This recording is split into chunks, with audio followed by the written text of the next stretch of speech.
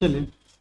तो आज अपन जो टॉपिक ले रहे थे मैट्रिक्स का, उसमें से हम यहाँ पे एनसीईआरटी बुक का जो क्वेश्चन है 3.2 का, एक्सरसाइज नंबर 3.2 का, यहाँ पे क्वेश्चन नंबर 19, 20 और इसके बाद के जितने भी क्वेश्चन हैं उसको ट्राई करेंगे, बना के देखेंगे। ठीक है। तो ये क्वेश्चन हालांकि है तो कॉमर्स वालों जैसा, क्योंकि मैंने अभी इसके आप जब इसके शुरुआत को पढ़ेंगे इस पूरे चैप्टर के, तो वहां पे लिखा है कि वाणिज्य में भी इसका यूज होता है मैट्रिक्स का।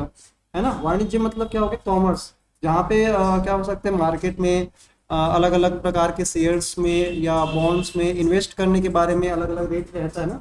तो वहाँ पे कौन सा वाला ज़्यादा हमारे लिए सटीक है, सही है, उसको पता करने के लिए हम मैट्रिक्स का यूज़ करते हैं। अब यहाँ पे क्या दिया है कि किसी व्यापार संघ के पास, थोड़ा सा जूम कर लेता हूँ इसको, आप लोग इजीली समझेंगे, तो इसको जूम आउट कर लूंगा। क्या बोला गया है, किसी व्यापार संघ के पास टोटल कितना रुपया है, 30,000 रुपया है। उसके कोष में, उसके खजाने में कितना है, 30,000 रुपया है। अब वो दो भिन्न भिन्न प्रकार के बॉन्ड, बॉन्ड मतलब होता है बेटा एक प्रकार से, जैसे हम लोग क्या लोन देते हैं, लोन। तो गवर्नमेंट जब क्या करती है, गवर्नमेंट जो पब्लिक से लोन लेती है तो उसके बदले एक चिट्ठी देती है आपको, है ना, कागज देती है, बॉन्ड का पर्ची होता है। तो वो बॉन्ड में क्या करना चाह रहे हैं, निवेश करना चाह रहे हैं। और प्रथम बॉन्ड जो है 5% की दर से क्या दे रहे हैं, ब्याज दे रहे हैं। जैसे बैंक में जाते हैं ना, पैसा डालते हैं, ठीक उस तरह से यहाँ पे हम क्या कर रहे हैं, बॉन्ड में निवेश कर रहे हैं। और क्या बोल रहे हैं, द्वितीय बॉन्ड जो है 7% के ब्याज पे देता है। ठीक है भाई।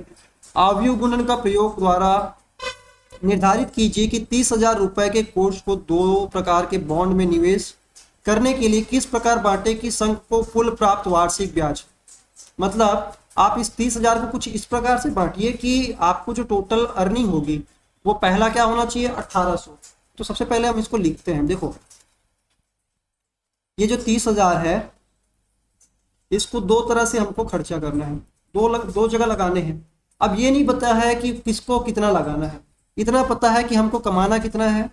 हमको कमाना है, पहला कंडीशन दिया है 1800 कमाने हैं। तो इसके लिए हम इस 30,000 को 5% और 7%, ये दो अलग अलग प्रतिशत के ब्याज दरों में, मतलब कितना कितना पैसा लगाना है, ये हमको क्या करना है, कंक्लूड करना है। तो सपोज करना कि मैं यहाँ पे एक्स अमाउंट लगा देता हूँ, एक्स अमाउंट लगा दिया किसका, इस 30,000 में से कुछ अमाउंट मैंने यहाँ पे निकाल दिए। ठीक है। तो बचे जो अमाउंट, वो 7% में लगाने के लिए कितना बचेगा, तो 30,000 में से, इस टोटल 30,000 में से मैं एक्स वाला पार्ट हटा दूंगा, तो जो बच जाएगा वो क्या होगा, वो 7% वाले बॉन्ड में लगाने के लिए पैसा बच जाएगा। है ना। मैं ये बोल रहा हूँ, अगर 30,000 में से 10,000 निकाल दिया तो बचा जो 20,000 है वो किसके लिए होगा, 7% के लिए। तो यहाँ पे तो पता नहीं है कितना अमाउंट है, तो हम क्या बोलेंगे कि 30,000 में पहले हमने एक्स अमाउंट निकाल दिए, तो बचा हमारा 30,000 में अगर हम एक्स वाला पार्ट हटा दें तो वो जो अमाउंट बचेगा वो किसके लिए होगा, 7% वाले। एकदम ईजी है, यहाँ तक कोई दिक्कत नहीं। चलिए, अब बेटा यहाँ पे एक चीज समझना कि परसेंट का मतलब क्या होता है। परसेंट का मतलब होता है, जैसे मान लीजिए 5% लिखा है, तो इसका मतलब होता है 5/100, है ना। परसेंट का मतलब होता है हर एक 100 में कितना, 5। तो हम इसको इस तरह से लिखेंगे। अब बताओ, जब भी हम क्या निकालते हैं, इंटरेस्ट निकालते हैं, क्या निकालते हैं, इंटरेस्ट, और 1 साल के लिए निकाल रहे हैं, तो इंटरेस्ट का फॉर्मूला क्या होता है, सिंपल इंटरेस्ट का क्या होता है, PRT/100। यहाँ पे टी इक्वल टू 1 लेना है, पी यहाँ पे अमाउंट लेना है, एक्स ये एक अमाउंट है ना, ये इन्वेस्ट करेंगे। और उसके बाद टाइम अपन 1 साल के लिए लेंगे। ये बोल रहे हैं ना, कोर्स के लिए क्या क्या, दो प्रकार के बॉन्डों में निवेश करने के लिए जिसमें व्यापार संघ को प्राप्त कुल वार्षिक ब्याज बोल रहा है बेटा, 1 साल के लिए पूछ रहा है ना। तो यहाँ पे हम क्या लेंगे, टी इक्वल टू 1 लेंगे। तो यहाँ पे क्या हो गया, पी इक्वल टू एक्स लेंगे, आर इक्वल टू क्या लेंगे, 5 और /100। मतलब कहने के ये है, हमको आई निकालने के लिए, और इस आई का हमको सम करना है। सम कैसे होता है, देखो अपन मैट्रिक्स में कैसे करते हैं, अपने पास यहाँ पे दो आंकड़े हैं, इसको हम ऐसे लिख सकते हैं, कैसे लिख सकते हैं, 5/100 हो गया, हो गया ना। एक ये लिख लेते हैं और एक लिखते हैं 7/100। एक मैट्रिक्स हमने ये बना दिया। अगर एक मैट्रिक्स दूसरा हम क्या बना दें, बी बना दें, बी मैट्रिक्स बना दें, तो बी मैट्रिक्स को मुझे किस ऑर्डर में लिखना पड़ेगा।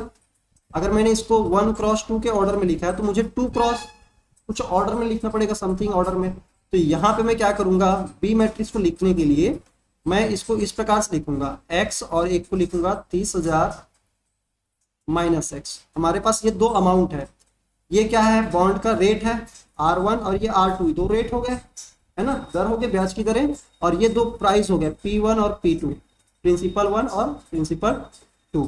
तो R1 का जो मल्टीप्लीकेशन किसके साथ होगा, P1 के साथ, तो उसका क्या निकल आएगा, इंटरेस्ट, और दोनों का टोटल इंटरेस्ट जो सम करेंगे वो कितना आना चाहिए, 1800 आना चाहिए। बात समझ में आ गई ना।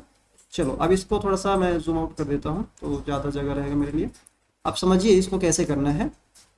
हमने मैट्रिक्स मल्टीप्लिकेशन पढ़ रखा है, यहाँ पे इसका जो ऑर्डर है, किसका ऑर्डर, हमने जो प्राइस वाले का लिया है, इसका क्या हो जाएगा 2 क्रॉस 1। तो इसका जो सम है बेटा, ये क्वेश्चन क्या, अकॉर्डिंग टू क्वेश्चन क्या बोला जा रहा है कि इन दोनों का मल्टीप्लिकेशन है ना भाई, तभी तो हमारा इंटरेस्ट निकलेगा। तो A इंटू बी करेंगे तो हमारा कितना आना चाहिए, 1800 रुपये आना चाहिए, ये इनका कहना है।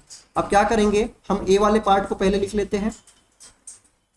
तो ये हमारा A वाला पार्ट है पूरा, हो गया, इसको कॉपी करते हैं।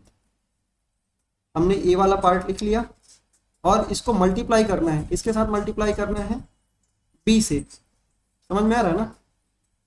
इस A का हम मल्टीप्लाई करेंगे, मतलब जो बॉन्ड की प्राइस है, अमाउंट है, उसको हम उसके रेट से मल्टीप्लाई करेंगे, तभी तो इंटरेस्ट का अमाउंट पता चलेगा। और इनका हमको क्या करना है, लास्ट में सम भी करना है, और सम कितना आना चाहिए दोनों का, 1800 आना चाहिए। तो यहाँ पे मैं इसको इस तरह से लिख देता हूँ। ये बात समझ में आया, कैसे कर रहा हूँ, यहाँ तक आया, क्लियर है।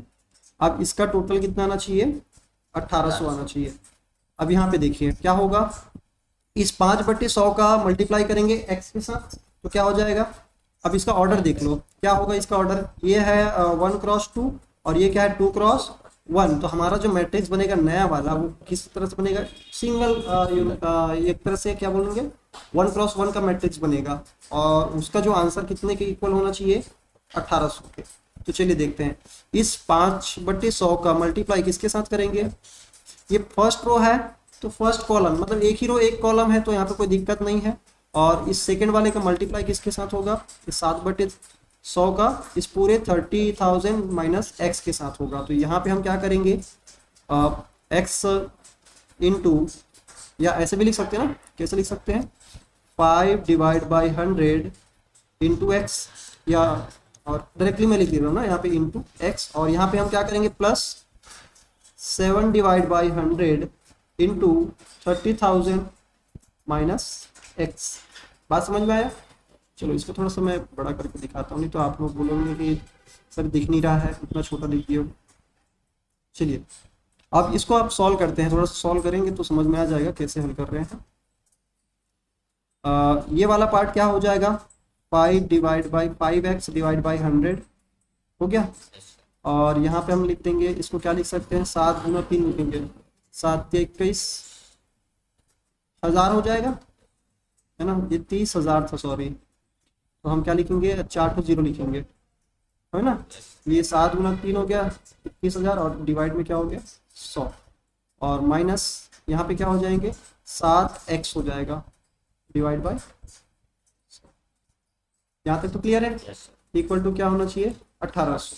अब यहाँ पे बेटा देखो एक चीज़ और है, इन सभी का जो बेस है वो नीचे वाला जो हिस्सा है, मतलब एक तरह से क्या इक्वल है, तो इसको हम एक साथ भी लिख सकते हैं, ऐसे लिख सकते हैं ना, 5x प्लस 2,10,000 है ना, माइनस 7x और डिवाइड बाई 100। इस डिवाइड बाई 100 को इधर ले जाएं क्या, है कि नहीं, तो उधर ट्रांसफ़र कर देंगे तो हमको आसानी होगी। तो इधर जब ये करेंगे इंटू 100 करेंगे तो 2 0 बढ़ जाएंगे इसके, ये टोटल इधर क्या हो गया 1,80,000। अब इसको जैसे सॉल्व करोगे तो ये 5x और माइनस 7x, तो 5x minus 7x minus 2x हो जाएगा, और इस 2,10,000 इधर ही रहेगा अभी, है ना, और इधर क्या है 1,80,000। इसको जैसे ही आप सॉल्व करोगे आगे, तो आगे पीछे ट्रांसफ़र करोगे तो कुछ हो जाएगा। देखो क्या होगा, माइनस 2x इधर आ जाएगा तो प्लस 2x हो गया, और इधर 2,10,000 है, और इससे माइनस कर देंगे 1,80,000, तो क्या हो जाएगा 30,000। कितना हो जाएगा 30,000। तो हमारा यहाँ पे 2x इक्वल टू 30,000 है, तो अपन x इक्वल टू 15,000 हो जाएगा। तो x इक्वल टू क्या हो जाएगा 15,000, डिवाइड हो जाएंगे ना, तो ये हमारा निकल गया x इक्वल टू 15,000। तो एक क्या बोला जाएगा, देखो हमने शुरुआत में एक अंदाजा सा लिया था, है ना भाई, हमने क्या किया था शुरुआत में, अंदाजा लिया था कि आप एक्स बॉन्ड बॉन्ड जो 5% वाला है उसमें कितना लगा दो, एक्स अमाउंट लगा दो। तो अब यहाँ पे हम बता सकते हैं कि 5% वाले में हम कितना लगा रहे हैं, 15,000, है ना। और जो 7% वाले में उसमें भी क्या होंगे, 30,000 माइनस 15,000, तो कितना हो गया, 15,000। तो दोनों में हमने बराबर बराबर अमाउंट लगाया है। समझ में आया। तो ये पहला कंडीशन था। दूसरा कंडीशन यहाँ पे सेम टू सेम है। दूसरा कंडीशन में बस अपने को यहाँ पे क्या चेंज करना है, दूसरे कंडीशन में हमको सिर्फ इतना चेंज करना है कि ये जो अमाउंट है सारा कुछ सेम रहेगा, लेकिन जो 1800 है ना उसको हमको क्या करना है, चेंज कर देना है। ये जो 1800 है, अब इसके जगह हमको 2000 कमाने की उम्मीद है। कितना कमाना है, 2000। मतलब अब अमाउंट जो है, हम इंटरेस्ट का अमाउंट जो है पहले 1800 की उम्मीद कर रहे थे, तो किस प्रकार से पैसा लगाए।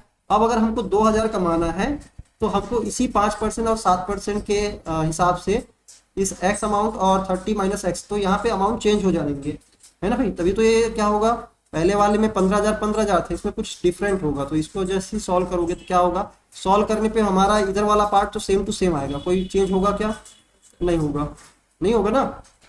तो यहाँ पे मैं बता देता हूँ, ये वाला हिस्सा डायरेक्टली हम लिख सकते हैं, या ये वाला हिस्सा भी हम डायरेक्टली लिख सकते हैं। क्या हो जाएगा, 2,10,000, इसमें कोई बदलाव नहीं आएगा, माइनस 2x, और इधर जैसे यहाँ पे 2 जीरो बढ़ा था ना, तो इसमें भी 2 जीरो बढ़ेगा, तो क्या हो जाएगा, ये 2,000 है, इसमें 2 जीरो बढ़ा दोगे तो कितना हो जाएगा, 2 लाख हो जाएगा। बात समझे कि नहीं समझे। सारा कुछ सेम टू सेम रहेगा यहाँ तक। बस यहाँ पे जो 1800 लिखा था तो हमने 2 जीरो बढ़ाए थे, है ना, तो कितना हो गया, 1,80,000, है ना। तो वैसे यहाँ पे 2000 है, इसमें 2 जीरो बढ़ा दोगे तो 2 लाख हो गया। और इधर वाला तो वर्किंग सारा कुछ सेम टू सेम है, क्योंकि हमने ये क्या किया, ये सारा पार्ट जो है, मैं अगर दिखाऊं, ये सारा का सारा हमने क्या किया, एज इट इज लिया है। बस हमने इधर वाला हिस्सा क्या किया है, चेंज किया है। ओके, कोई दिक्कत नहीं यहाँ तक।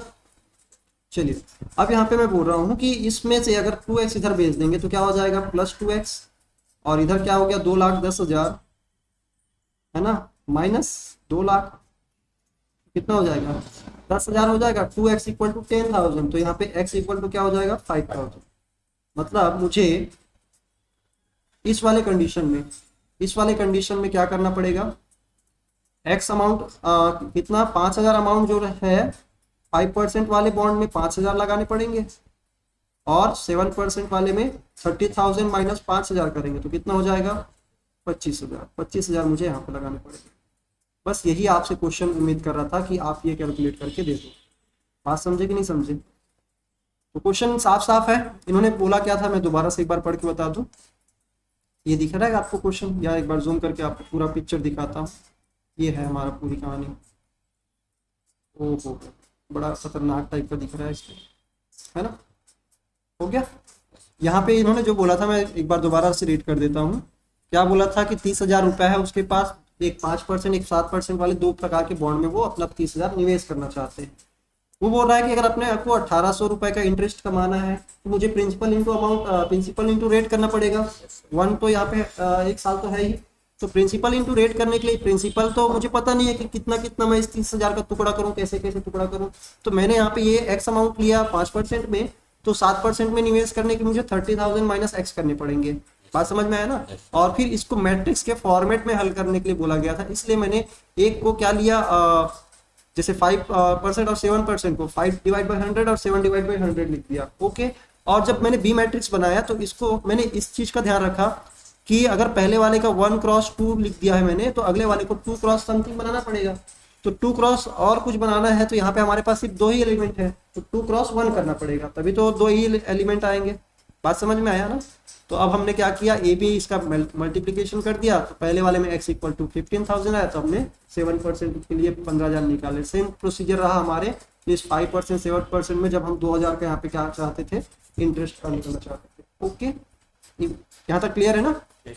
चलो, और इसके बाद जो क्वेश्चन है वो भी तबाही है, मैं एक बार आपको दिखा दूं। इसके बाद वाला क्वेश्चन देखिए, एकदम सिंपल है। और ये क्वेश्चन अगर देखोगे तो क्वेश्चन नंबर 20 क्या बोल रहा है, किसी पुस्तक की दुकान में 10 दर्जन, कितने दर्जन, 10 दर्जन, है ना। 10 दर्जन, दर्जन मतलब क्या होता है, डजन मतलब 12, है ना। 10 दर्जन मतलब हो गया 120। रसायन की, रसायन विज्ञान की, और क्या बोल रहे हैं, रसायन विज्ञान, और 8 दर्जन किसके, भौतिक विज्ञान, है ना। और फिर 10 दर्जन किसके, अर्थशास्त्र के पुस्तक हैं। मतलब मैं अगर टोटल बोलूं तो अपने पास केमिस्ट्री का, कितना हो गया, टोटल कितने बुक हैं, 120, है ना। दर्जन है मतलब क्या हो गया, 12 से मल्टीप्लाई करोगे। और फिजिक्स का भी कितना बोलोगे, फिजिक्स का अपने पास है 8 और 12 8 कितना हो जाए, 96, है ना। और फिर 10 दर्जन है इकोनॉमिक्स का, तो हम यहाँ पे इको का अपन बोल देते हैं 110। बात समझ में आया। तो ये हमारा एक ये तो बन गया। और साथ ही साथ इसका विक्रय मूल्य दिया है, क्या दिया है, विक्रय मूल्य। विक्रय मूल्य मतलब क्या होता है, सेलिंग प्राइस, जिस कीमत पे इनको क्या करना है, बेचना है। अब ये बोला जा रहा है कि क्रमशः बोला है ना बेटा, तो क्रमशः में आप ये चीज ध्यान रखना कि जो ये रसायन के लिए हम बोलेंगे कि 80 रुपए है। तो अगर मैं इसको देखूं तो इसको जस्ट इसके बगल लिख देता हूँ, ये क्वांटिटी है और ये अमाउंट है ना। तो केमिस्ट्री को कितने रुपए में बेचा जा रहा है, हर एक बुक को 80 रुपए, और इसको 60 रुपए, और फिर 40 रुपए, हो गया। और उसके बाद क्या बोला जा रहा है, कुल कितनी धनराशि प्राप्त होगी अगर इनको हम क्या कर दें, आव्यूह बीजगणित का प्रयोग करके प्रयोग द्वारा ज्ञात कीजिए कि सभी पुस्तकों को बेचने पे दुकान को कुल कितनी धनराशि प्राप्त होगी। रेवेन्यू अपने को पता करना है, ठीक है, कितने पैसे आएंगे। तो अपन क्या बोलेंगे, अगर आप टोटल 120 को बेच देते हो 80 के भाव में, इसको मल्टीप्लाई करना है, लेकिन इसको सिंपल ऐसे मल्टीप्लाई करके जोड़ना नहीं है, इसको मैट्रिक्स के फॉर्मेट में करके दिखाना है। बात समझ में आया। चलो इसको हम एज इट इज रखते हैं, क्वांटिटी को इस ऑर्डर में रखते हैं, हो गया। और इसको हम बी मैट्रिक्स बोल देते हैं। आगे हम ट्रांसपोज वाला कॉन्सेप्ट पढ़ने वाले हैं। बताओ यहाँ पे एक चीज ये गड़बड़ है। अगर आप इसका ऑर्डर देखोगे, फर्स्ट वाले का ऑर्डर क्या हो गया, 3x1, तो इसको कहीं ना कहीं मुझे 1x3 का बनाना पड़ेगा, है ना। मतलब मैं इसको ऐसे ना लिख के क्या लिखने वाला हूँ, बी मैट्रिक्स को मैं कुछ इस प्रकार से लिखूंगा, 80 60 और 40। अब मैं आसानी से a इंटू बी कर लूंगा और इसको ऐड करके क्या कर लूंगा, इसका आंसर निकाल लूंगा। बात समझ में आ रहा है। चलो तो आप या तो ये कर लो, है ना, तो आप ये आसानी से कर सकते हो। इसका जो ऑर्डर क्या हो गया, 1x3 का। आप यहाँ पे a इंटू बी निकालो या b इंटू ए निकालो, दोनों के जो है एक तरह से मैं देखूं मल्टीप्लीकेशन पॉसिबल है, इक्वल तो नहीं बोलूंगा लेकिन मल्टीप्लीकेशन पॉसिबल है। अब मल्टीप्लीकेशन पॉसिबल तो अपन b इंटू ए निकालते हैं तो ज़्यादा अच्छा रहेगा, क्योंकि बेटा मैं ये देख रहा हूँ कि अगर मैं b इंटू ए करूँगा ना तो इसका 3x1 करूँगा तो मुझे सिर्फ एक ही एलिमेंट मिलेंगे, 3 एलिमेंट मुझे निकालने की जरूरत नहीं है। ठीक है, करें, कर सकते हैं ना, a इंटू बी भी कर सकते हैं, b इंटू ए भी कर सकते हैं, कोई दिक्कत नहीं है। तो मैं यहाँ पे क्या कर रहा हूँ, b इंटू ए कर रहा हूँ। तो b वाला पार्ट मैं यहाँ पे लिख देता हूँ, ये सारा का सारा b वाला मटेरियल है। तो ये हो गया अपना b वाला मटेरियल।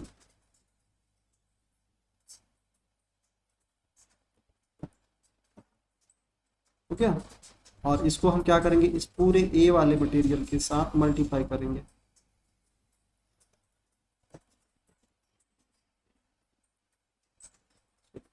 हमने अपना काम हल्का कर लिया।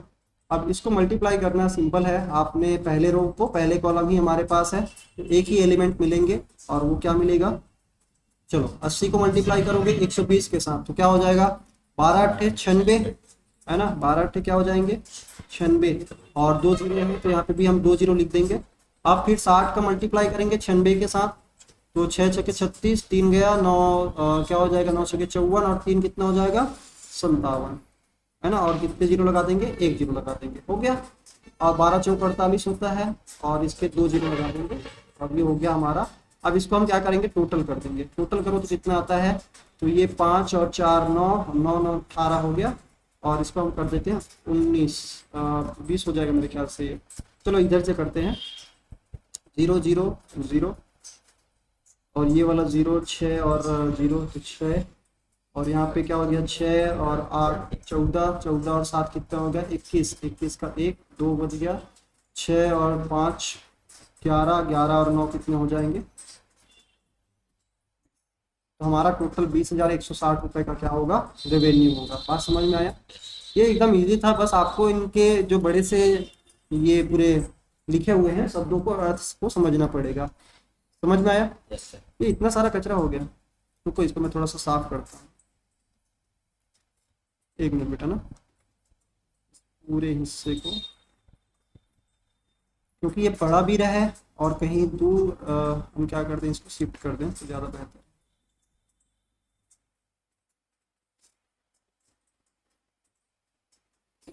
हो गया? हमारे लिखने के लिए भी तो जगह है यार। चलिए, अब इसके बाद के जो क्वेश्चंस हैं वो भी आपको इजीली समझ में आ जाएंगे। इसके लिए आपका दिमाग लगाना बहुत ज़रूरी है। अभी तक हमने जो कॉन्सेप्ट पढ़ा है उसमें देखिए, ये क्वेश्चन है आपका, क्वेश्चन यहीं पे ख़त्म हो चुका है ना, ये क्वेश्चन यहीं पे ख़त्म हो चुका है। अब अपने को मान लीजिए वाले से नया क्वेश्चन स्टार्ट हो रहा है। क्या बोल रहा है क्वेश्चन? अब ध्यान से पढ़िए। इसमें एक्स, वाई, जेड और डब्ल्यू और पी, ये 5 क्या है, मैट्रिक्स है, और इनकी कोटि यानी कि इनके ऑर्डर दे रखे हैं। क्या क्या ऑर्डर दे रखे हैं? 2 क्रॉस एन, 3 क्रॉस के, 2 क्रॉस पी, एन क्रॉस 3 और पी क्रॉस के, ये दिया है। इसके मतलब एक तरह से बोला जाए तो एक्स का, मैं दिख दूँ क्या एक बार, एक्स का जो ऑर्डर है वो क्या है, 2 क्रॉस एन है। वाई का जो ऑर्डर है वो क्या है, वाई का ऑर्डर है 3 क्रॉस के है। और फिर जेड का जो ऑर्डर है वो क्या है, 2 क्रॉस पी, 2 क्रॉस पी। और क्या बोला जा रहा है, और डब्ल्यू का ऑर्डर क्या होगा, एन क्रॉस 3। और फिर बच क्या गया पी, इसका ऑर्डर है पी क्रॉस के। हो गया? पी क्रॉस के, पी क्रॉस के हो गया। अब इसके आधार पे आपको यहाँ पे कुछ एमसीक्यूज दिए हैं, मल्टीपल चॉइस क्वेश्चन दिए हैं, जहाँ पे 4 ऑप्शन है, इसमें से एक ऑप्शन क्या है, करेक्ट है। अब देखिए इसमें क्या बोला गया है, पी वाई और डी वाई, क्या बोला गया है, पी वाई और, तो थोड़ा मोटा कर देता हूँ, ठीक है, p y plus d y आपको क्या करना है, निकालना है। परिभाषित करने के लिए आपको एन के पी पर प्रतिबंध बताना है। तो सबसे पहले इस पी वाई और डी वाई को लिखते हैं, क्या होगा, ठीक है। तो पी वाई और डी वाई को प्लस करने के लिए यहाँ पे मैं पी वाई, पी है ये मेरा, एक वाई है, और डी वाई कहाँ है, डी वाई, डब्लू वाई, सॉरी यहाँ पे डब्लू वाई ना, तो डब्लू ये है हमारा। तो इसको एक बार लिख लेता हूँ, क्या लिखेंगे, पी वाई मतलब हो गया पी, जो कि इसका ऑर्डर है पी क्रॉस के, और पी वाई की जगह में क्या लिखेंगे, वाई 3 क्रॉस के, है ना, प्लस क्या बोलेंगे, डब्लू वाई, डब्लू की जगह में क्या लिखेंगे, डब्लू एन क्रॉस 3, और इनटू क्या कर रहे हैं, वाई, वाई यहाँ पे है वाई 3 क्रॉस के। हो गया? अब इसके लिए शर्तें हमें को बतानी है, क्या क्या प्रतिबंध है, कौन कौन से कंडीशन है, तब जाके ये हो सकता है। मेरे को ये बताना कि हम जब भी मल्टीप्लाई करते हैं, जब भी मल्टीप्लाई करते हैं तो हम क्या बोलते हैं कि फर्स्ट वाले का कॉलम अगले वाले का रो क्या होना चाहिए, इक्वल होना चाहिए। मतलब यहाँ पे k इक्वल टू क्या होना चाहिए, 3 होना चाहिए। यहाँ पे k स्वेच्छ है, स्वेच्छ मतलब होता है ओपन है, कहीं पे भी इसको क्या कर सकते हैं, ये कुछ भी नंबर ले सकते हैं। क्या ऐसा है, क्या नहीं है, क्योंकि यहाँ पे हमने p equal k equal to क्या प्रूव कर दिया, 3, तो ये सेकंड ऑप्शन नहीं है। k इक्वल टू 2 और p इक्वल टू 3 ये भी नहीं है। k इक्वल टू 3 है यहाँ पे, लेकिन p स्वेच्छ है क्या बेटा, नहीं है। रुको थोड़ी देर में देखते हैं क्या होता है यहाँ पे, और देखेंगे इसके आगे, पहले इसको सॉल्व करेंगे। तो जब भी इसको आप सॉल्व करते हो, किस वाले को, इस मैट्रिक्स को सॉल्व करोगे, है ना भाई, इन मैट्रिक्स को जब आप सॉल्व करोगे तो इनका ऑर्डर जो है पी वाई का जो भी आंसर आएगा, इनका ऑर्डर क्या होगा, नए मैट्रिक्स का, इसका ऑर्डर होगा, क्या ऑर्डर होता है, इनका ऑर्डर होगा पी इंटू के, पी क्रॉस के, इंटू नहीं बोलेंगे, पी क्रॉस के, क्योंकि जो मैट्रिक्स अपन देखते हैं मल्टीप्लाई करने के लिए, तो यहाँ पे पहले वाले का कॉलम अगले वाले का रो, लेकिन जब अपन बोलते हैं नया मैट्रिक्स जो बनेगा वो किस ऑर्डर में होगा, तो हम यहाँ पे ये बोल सकते हैं कि जो पहले वाले का रो अगले वाले का कॉलम, लिख दिए, प्लस सेकेंड वाला क्या बोला गया है, W और Y जब इसका आंसर आएगा तो क्या होगा इसका ऑर्डर, मेरे को बता सकते हो? यहाँ पे n और इंटू के, तो ये हो जाएगा n इंटू के, या n क्रॉस के बोलेंगे, सॉरी n क्रॉस के। अब मेरे को ये बताओ कि ये दोनों कब ऐड हो सकते हैं, दो मैट्रिक्स कब ऐड होना पॉसिबल है? दोनों में k है, इसमें p है, इसमें n है, लेकिन तो ये तभी ऐड हो पाएंगे जब दोनों के ऑर्डर क्या होते हैं, सेम होते हैं, है ना। हमने देखा था इसकी प्रॉपर्टीज में दोनों के ऑर्डर क्या होने चाहिए, सेम होने चाहिए। तो अपन क्या बोलेंगे, p cross k is equal to n cross k, ऐसा होना चाहिए। और दोनों में ही k कॉमन है, तो यहाँ पे क्या हो जाएगा, p इक्वल टू n। तो ये क्राइटेरिया पहला फिट होना चाहिए, दूसरा k इक्वल टू क्या होना चाहिए, 3 फिट होना चाहिए। तो ये दोनों ही कंडीशन को फुलफिल करेगा तब जाके ये परिभाषित होगा। बात समझ में आया कि नहीं आया? तो यहाँ पे अपना ऑप्शन जो है स्विच नहीं है, p कहाँ स्विच हो गया भैया, p को n के बराबर होना कंपलसरी है, ओपन नहीं है। ओपन कब होता पता बेटा, जैसे अगर हम बात करते इसकी और इस p की, तो ये हम बोलते कि ये क्या है, ओपन है। अगर मान लीजिए ये क्या होता, मल्टीप्लाई हो रहा होता, तो हम क्या बोलते ये ओपन है। बात समझ में आया? लेकिन यहाँ पे प्लस लगा हुआ है, इसलिए इनका दोनों का क्या होना, सेम होना कंपलसरी है। इजी है क्या? चलिए, तो ये एक पहला का हमने देख लिया 21 का। 22 का देखते हैं। 22 में क्या बोला गया है, अगर n इक्वल टू p है, n इक्वल टू p है, जो कि हमने यहाँ पे निकाल भी दिया है ना, तो अवयव 7x माइनस 5z की कोटि क्या होगी, 7x माइनस 5z की कोटि क्या होगी। चलो 7x लिखें। 7x कहने का मतलब क्या हुआ, 7 इंटू एक्स। ओहो, चलो 7 का यहाँ पे मैं इसको दिखा देता हूँ। इन्होंने क्या बोला है, 7x माइनस 5z की कोटि क्या होगी। तो 7x को कैसे लिखेंगे, 7x मैट्रिक्स 5z मैट्रिक्स, पानी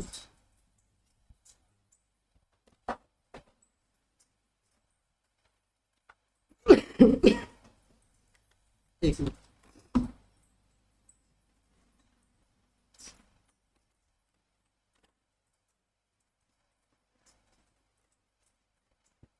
अभी हमने देखा था x और z का क्या क्या ऑर्डर है। तो x का ऑर्डर है 2 क्रॉस n, z का ऑर्डर है 2 क्रॉस क्या दिया है, p दिया है, 2 क्रॉस p। ये हो गया, समझ में है ना? yes. अब यहाँ पे इन्होंने क्या बोला है, इसको लेकर चलते हैं। इन्होंने बोला है 7x माइनस 5z, क्या इसमें स्केलर मल्टीप्लिकेशन का कोई फर्क पड़ता है क्या, ऑर्डर में अदिश गुणन का कोई फर्क पड़ता है क्या? नहीं, उसमें तो जो एलिमेंट है वो अपने जगह में ही रहते हैं, उनकी संख्या उतनी ही होती है। तो इस 7 और 5 का कोई सेंस है क्या ऑर्डर जानने के लिए? नहीं है। और माइनस तभी होगा प्लस और माइनस तभी होता है जब ये क्या होते हैं, सेम होते हैं, है ना। तो इन्होंने बोला है नए वाले का ऑर्डर क्या होगा, मेरे को ये बताओ नए वाले का ऑर्डर क्या होगा। नया मैट्रिक्स जो बनेगा उसमें भी पहला वाला तो 2 ही रहेगा, यहाँ पे n लिखो या p लिखो, कोई भी चलेगा, है ना। तो ये पहला वाला 2 रहेगा, अगला वाला n रहेगा। तो यहाँ पे ऑप्शन नंबर बी जो है करेक्ट है, बाकी कोई ऑप्शन यहाँ पे करेक्ट नहीं है। उम्मीद करता हूँ ये यहाँ तक क्लियर है आपको, ठीक है। चलो आज के लिए बस इतना ही, और मिलते हैं अगली क्लास में। और आगे की क्लास में हम यहाँ पे अवयव का परिवर्त और ट्रांसपोज ऑफ अ मैट्रिक्स हम पढ़ने वाले हैं, ठीक है। तो उम्मीद करता हूँ आज की क्लास आपको समझ में आई होगी। मिलते हैं नेक्स्ट वीडियो में, तब तक के लिए धन्यवाद।